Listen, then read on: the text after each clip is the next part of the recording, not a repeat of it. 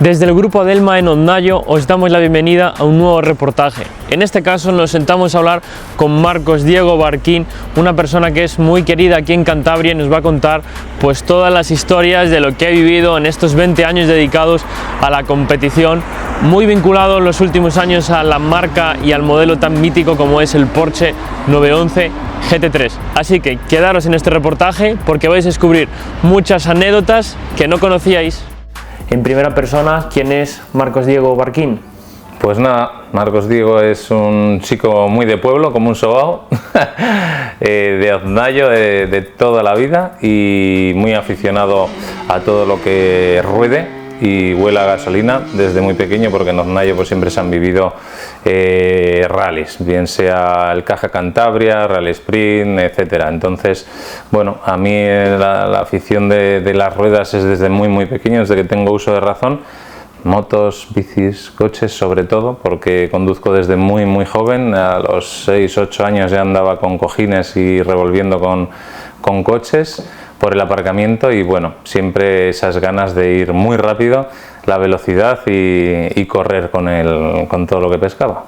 Estamos aquí en Ondayo y me decías ayer de que toda esta zona son tramos que hoy en día son del Festival Ondayo, pero que ya en la época pues se corría por aquí al lado, ¿no? Siempre, sí. Además se vivió de una manera especial porque ya los entrenamientos de todos esos rallies eran muy espectaculares, con coches que se llamaban muletos, muy similares a los de competición, como el Adelma, que es donde yo me he criado, que lo fundaron mis abuelos. Pues es un sitio de servicios. Todos esos pilotos, esas asistencias y esa gente pues comían, dormían por aquí, y eso hacía que siempre se viviesen cosas especiales, ¿no? Y el olor de las pegatinas, y tú soñabas con que te regalasen una pegatina, siempre muy vinculado a las carreras por ese entorno que te transmitía. Que hoy en día, por lo que se ve aquí en vuestras instalaciones, quieres mantener esa esencia de las carreras, porque no para de verse cuadros por el hotel, de pilotos firmados, maquetas, ¿no? Sí, y muchas menos de las que deberías. Si en algo soy muy torpe es en sacar fotos. Siempre se lo digo a mis amigos y a mi familia, digo, nos lo pasamos tan bien que no nos sacamos ni fotos. Entonces es verdad que soy muy torpe en ese aspecto, y me corto mucho a la hora de poner cosas de competición en el negocio, pero bueno, cada vez me voy soltando un poco más y voy dejando algún rastro de todo eso que me apasiona por el Adelma. Así que es verdad que en la Festival Tavern pues la inicié como tal, después ya ha pegado un poco de giro y ya no hay tanto de competición, de los trofeos, pero bueno, sí que me gusta siempre poderlo apreciar, porque ya te digo, desde pequeño lo he vivido y me ha apasionado tanto que me hace feliz ver de esas cosas. Bueno, vamos a ir al momento en el que te pones el casco para empezar a correr en rallies. Bueno, antes de empezar a correr en rallies, pues siempre hemos hecho lo que no se debía, ¿no? Porque bueno, no, las carreteras ni la seguridad era como ahora, había mucho menos tránsito, había carreteras casi intransitables, y por ahí pues hacíamos nuestros pinitos como podíamos, cronometrándonos.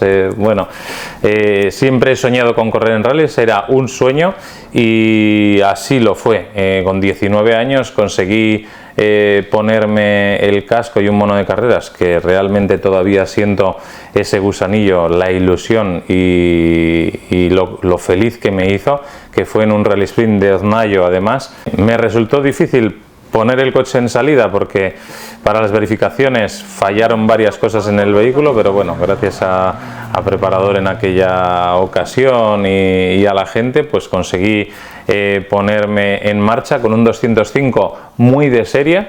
No era el coche que yo quería, pero era lo que había, y lo hice realmente bien, con un amigo a la derecha que ni cantaba notas ni hacía nada, solamente disfrutaba, y bueno, así todo, pues con un coche muy modesto, de 60 y pico inscritos, pues quedamos el 13, una cosa así, haciendo décimos scratch, en agua gané a muchos coches. Bueno, fuimos muy salvajes, o sea, realmente fui bueno, todas esas ganas que tenía se transmitieron en el tramo que conocía de memoria porque lo llevaba haciendo desde pequeño y bueno, como te digo, fue una prueba, allí yo ya pude cumplir mi sueño de correr, o sea, todo lo que partió desde ahí en adelante fue un regalo.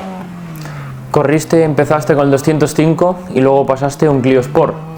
Sí, realmente yo desde chaval soñaba, porque yo andaba con tracción trasera por casa y por todos los lados siempre. La tracción delantera que había era una C15, que también se manejaba y tal, pero a mí me gustaba la tracción trasera y me apasionaban los BMW E30, o sea, no paraba de ver vídeos de los franceses cuando corrían los 306 Kit Car, los Evo 1, todavía ganaban los E30, me apasionaban los BMW E30 porque los veía súper rápidos. Y porque su manera de conducción, del cruzar, bueno, otro rollo. Sin embargo, aquí era como negativo. Si querías una tracción trasera eras un loco, porque no ibas a hacer tiempos, y mi cabeza me decía lo contrario. Pero yo ponía como ejemplo a Agustín Sañudo, que corría con una Ascona que hacía muchas veces buenos tiempos. Había otro junior en Ampuero que corría con un E30 o un 325. Había gente que corría, pero era como que esos están para hacer barridas y para hacer cruzadas. Joder, el Manta de nuestro amigo Juanma López, me encantaba verlo. Pero como a mí me guiaron que eso no era ir a tiempos, ir a correr, y que había que coger delantera y irte siempre, y realmente todas las copas monomarca y todo era bajo ese aspecto. Y bueno, en contra de lo que yo quería, pero era lo que había, pues miramos y habían pues los Saxos, los Clios. El Clio ya traía una caja buena. Y bueno, nos pasamos a un coche ya de competición con una Öhlins regulable, con caja de Cravots y ya un motor importante, y con ese Clio empezamos a competir y a dar bastante la lata. Ganamos creo que 2 campeonatos junior con él y bueno, fue otra época muy bonita, con De la Puente Motorsport como preparador y bueno, con mucha ilusión de poder hacer más cosas y mirando siempre al nacional de reojo, etcétera.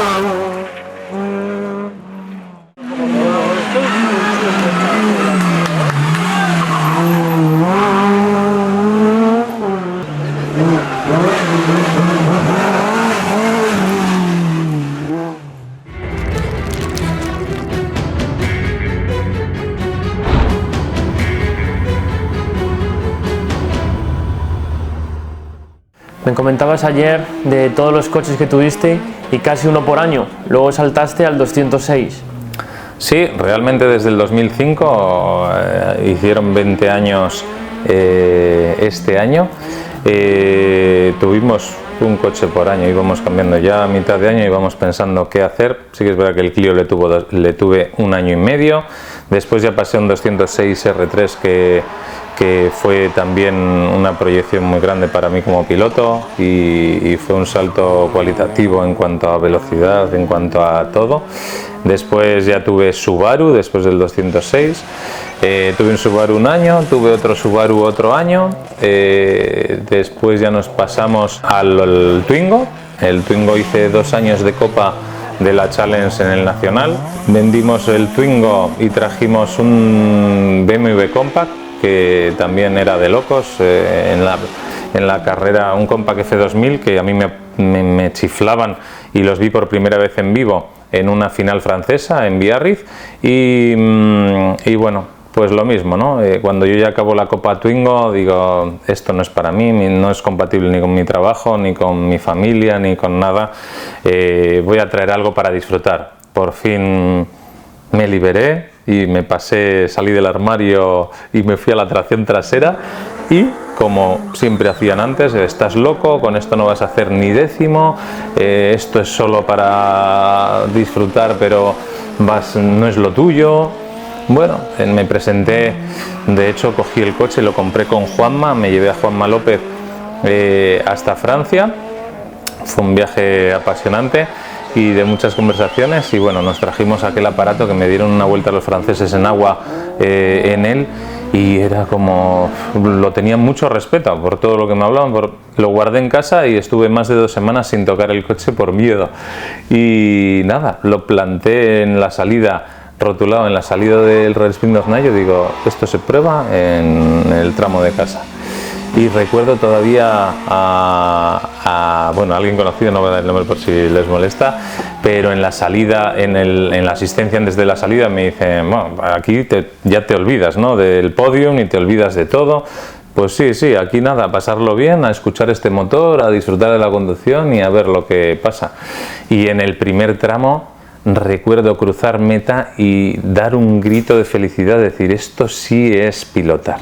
O sea, esto es que, bueno, la palabra fue, esto es el puto orgasmo del pilotaje. Realmente se me pone todavía la piel de gallina porque disfrutaba mucho el aficionado, pero desde dentro se disfrutaba 40 veces más. Y no solo eso, sino que miras el crono y habíamos hecho un tercer scratch delante de 4x4, delante de ese Rally Sprint hago podium, creo que hago tercero o segundo, y a partir de ahí pues el coche incluso gana carreras y es un espectáculo, y creo que marcó una época también en Cantabria, porque después tampoco ha habido mucho más sobre este tipo de vehículos aquí. Imagino que disfrutabas muchos más corriendo aquí por casa que quizás en la Copa Twingo por toda España, a nivel de logística, ¿no?, dejar aquí el trabajo una semana.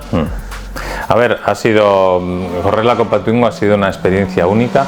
Además, yo tengo la ventaja de que la asistencia de mi equipo han sido mi grupo de amigos y mi familia, entonces eso ha hecho que hagas unas excursiones fantásticas por toda España con un camión que te construiste tú con tus amigos allí y con tus medios, y encima viviendo hoteles, viviendo alrededor de pilotos que llevas viendo todos los años. Bueno, es realmente otro sueño cumplido, y que además fuimos bastante competitivos, no éramos los mejores, tampoco los peores, es como me he considerado siempre. Nunca he sido un piloto arrasador, pero sí que puedo decir que puedo ser un top 5 de la parrilla. Entonces, bueno, siempre hemos estado dando la lata ahí, siempre nos han mirado de reojo porque saben que podemos arañar el podio e incluso la victoria. Y bueno, de hecho en la Challenge Twingo del 2012 pues fuimos liderando la Copa todo el año, por delante de Monarri y gente de nombre. Sí que es verdad, no porque seríamos más rápidos que ellos en tramos, porque nos costaba mucho ganarles. Ganamos 2 pruebas, ganamos Canarias, que fue un auténtico lujo vivir Canarias y ganarlo, pero la regularidad que tenía mi coche nos hacía coger siempre puntos y por eso ganar pruebas e incluso estar con opciones de ganar el campeonato. Finalmente no lo conseguimos por medio punto en el Jarama, pues por diversas situaciones que se dieron, perdimos el campeonato por medio punto, y bueno, fue un mazazo, pero a la vez un sueño porque estuvimos ahí y lo tuvimos a la mano y fue muy bonito, la verdad. Sí, la verdad es que nos ha costado mucho venir, siempre estuvimos decididos en no venir, pero bueno, gracias a traerlo con el equipo MSC, que me ha ayudado mucho, y junto a todo mi equipo hemos logrado venir, y mira que nos llevamos para casa, una sorpresa que no se nos pasaba ni por la cabeza. Tiene alguna zona muy rápida de las que da miedo, pero casi nunca es recto, es todo el rato entrelazadas y de ir apoyando. La verdad es que es un rally muy bonito, no tiene nada que ver con lo que dicen allí.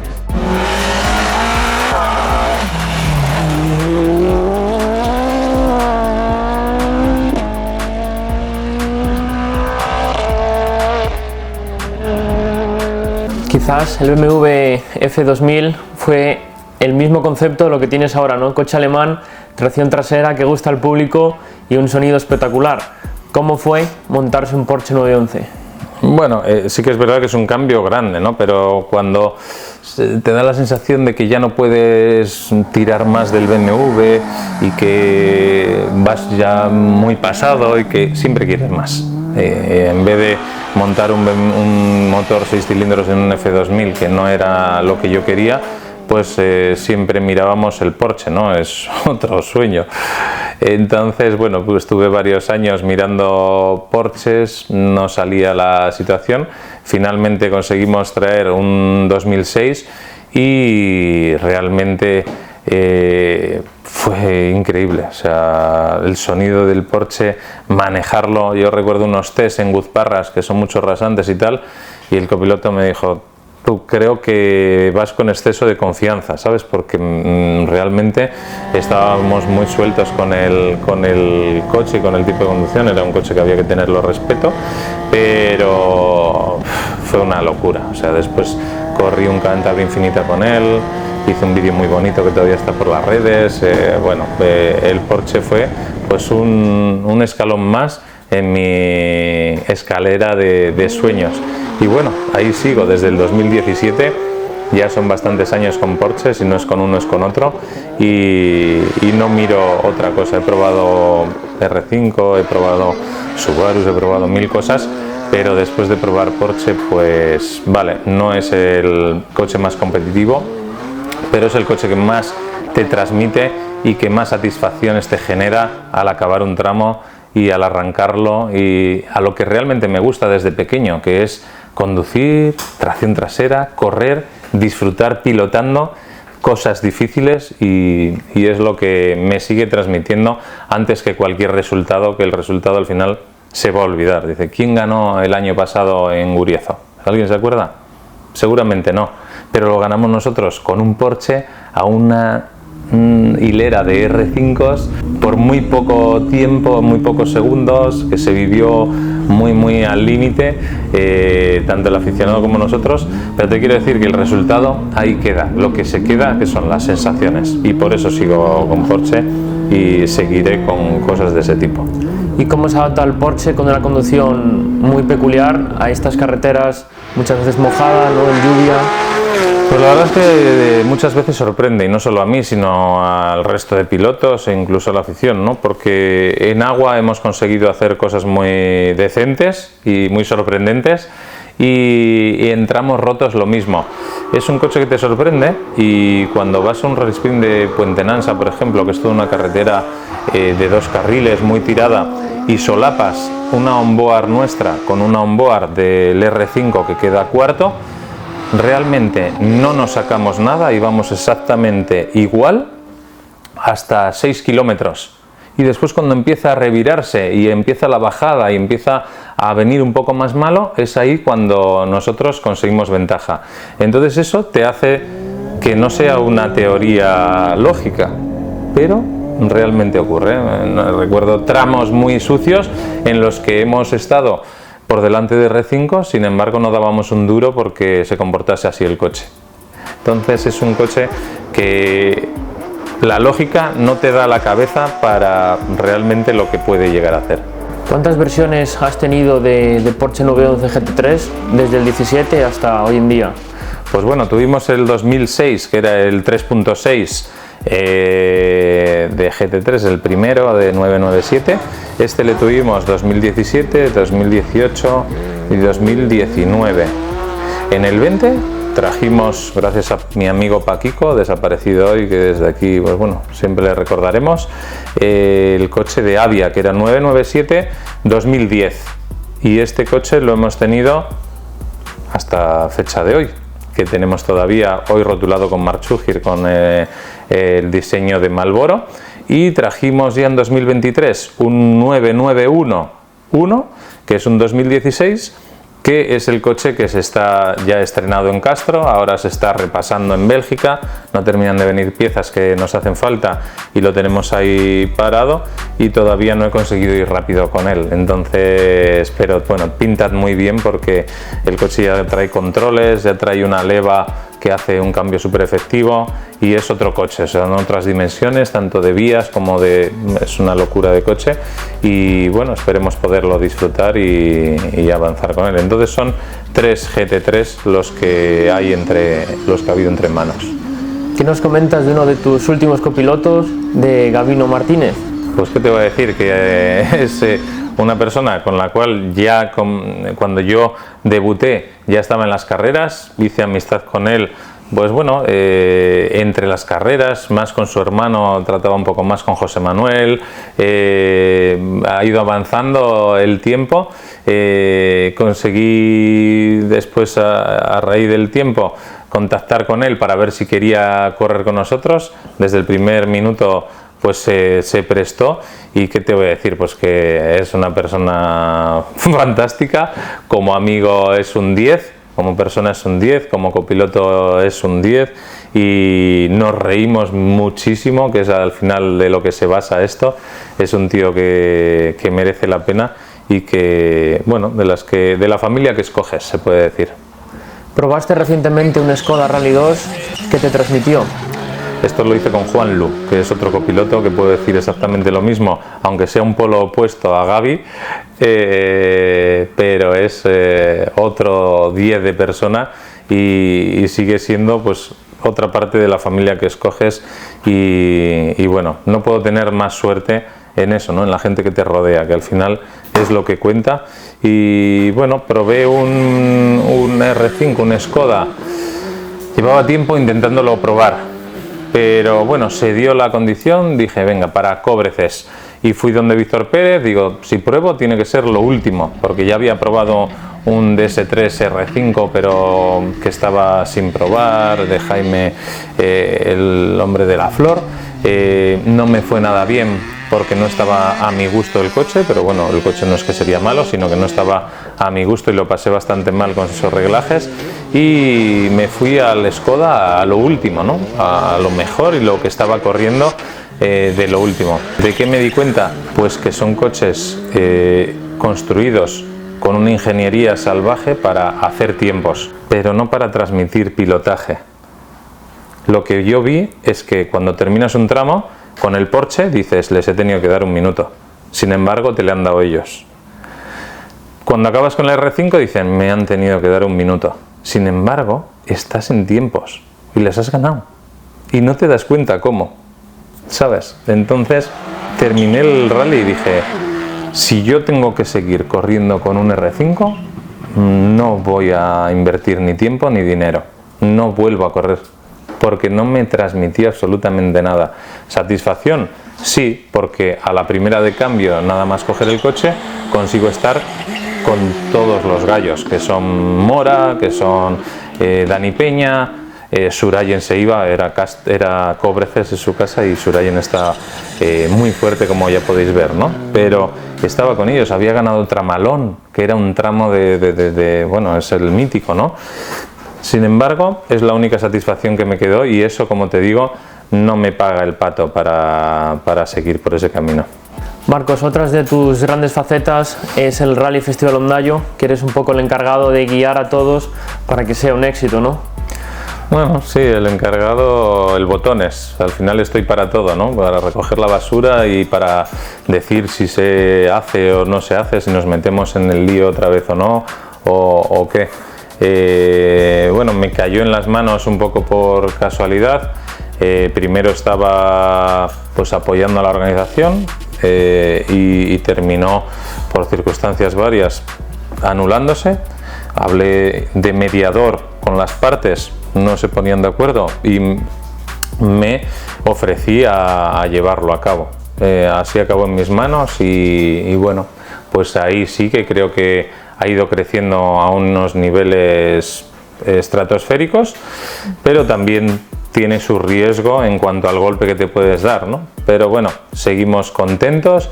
Es un evento que merece la pena. Es un evento que no hago yo, lo hace la gente, porque yo puedo decir voy a hacer el Rally Sprint de Ondayo y no viene ni el tato. Sin embargo, tú haces el festival y es un atractivo de interés mundial.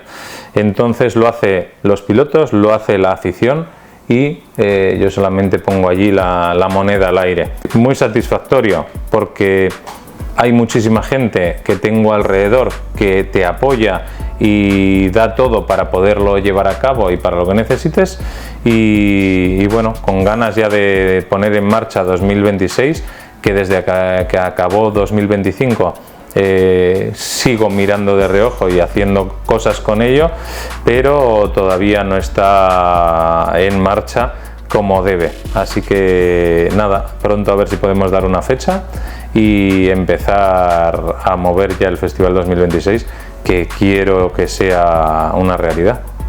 A lo largo de la entrevista hablaste mucho de sueños que has cumplido. ¿Cuáles te quedan por cumplir?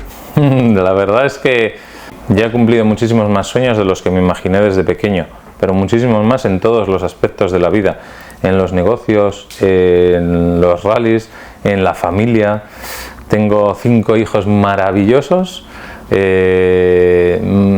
regento los negocios que me dejó, que nos dejaron mis abuelos, que es por ellos al final por quien muchas familias vivimos, y eso siempre lo tengo presente y estoy eternamente en deuda con ellos, y les envidio muchísimo porque ellos sí que tuvieron valor a hacer de la nada lo que hicieron. Sueños no paran, mi cabeza no para de buscar metas, y eso yo creo que es lo bueno y lo que me va llevando adelante, ¿sabes? La zanahoria que vas tirando hacia adelante y vas buscando metas. Tengo muchísimas metas por delante, pero como te digo, si tengo que frenar aquí y parar y quedarme en stand-by, también me quedaría muy satisfecho porque he conseguido más sueños de los que soñé de pequeño. Yo siempre vengo aquí en mayo y veo que esto está siempre lleno, y vine ahora y me sorprendió pues todo el movimiento que hay, de cómo funciona todo el sector que tenéis aquí. ¿Qué crees que pensaría tu abuelo viendo pues todo lo que has mantenido, ¿no?, y lo que has crecido en el Grupo Adelma? Pues seguramente lo veo muchísimo y lo tengo muy presente, pero seguramente mi abuelo lo primero que haría es dar una pila de collejas que flipas. Pero por otro lado sé que nos guía y está desde ahí arriba y está muy satisfecho, seguro, pues porque se mantiene y sigue creciendo el grupo que él formó con mucho esfuerzo y con mucho sacrificio. Entonces seguramente pues esté muy satisfecho por una parte, no al 100% seguro. Aquel niño rubio que él veía y dice, este cabrón es un bala que no hace más que andar por ahí con el coche a escondidas y hacer el cabrón, pues un día llegó a poder crecer con lo que él dejó. Así que creo que puede que esté muy satisfecho por una parte, y yo eternamente agradecido y en deuda con él y con mi abuela, por supuesto. Así que siempre están presentes. Pues bueno, Marcos, no sé si habría algo más que te gustaría añadir a la entrevista. Poca cosa, darte las gracias por la labor que haces, porque es muy bonito ver tus vídeos y conocemos a muchas personas, ya no pilotos o coches, sino conocemos el fondo de muchos vehículos que nos encantan, pero también de muchas personas que no lo haríamos sin tu trabajo. Así que te agradezco desde aquí el trabajo que haces y lo súper válido que es para todos, aunque muchos no te lo digan. Acabamos el reportaje y toca abandonar Ondayo, abandonar Cantabria para volver hasta casa. Así que nada, dejamos ya el reportaje por aquí, que esperamos que os haya encantado, y ya sabéis, dejar un buen like, suscribiros al canal y nos vemos en 2 semanas con nuevo contenido. ¡Chao!